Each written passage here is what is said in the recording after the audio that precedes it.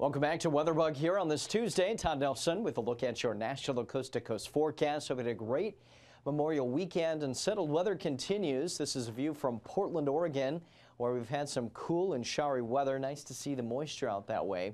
And unsettled weather in Illinois as some storms rolled through with some severe weather.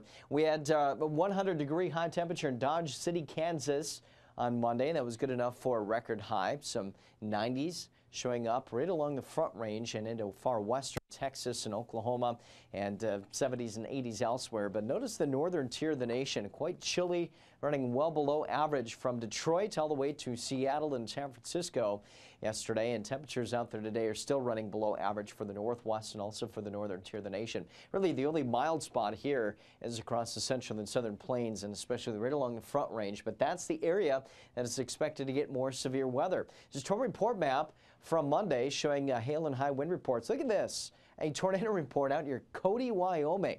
How often do you see that? I think Wyoming only sees on average about 15 tornadoes per year, so pretty unusual, but it does happen. And then some wind and hail reports across Oklahoma and Texas. Now there's our trough of low pressure. Embedded within that are several impulses of energy, and each one of those helping to initiate a few more thunderstorms, which could be severe. So our severe threat on this Tuesday from the Great Lakes to the High Plains and back down into Texas.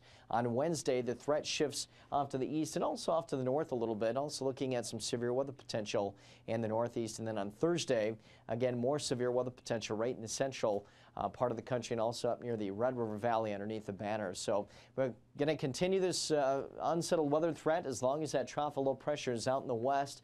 Heavy precipitation may be possible on the order of 2 to 4+ inches through the next 5 days, but still running well below average to the north.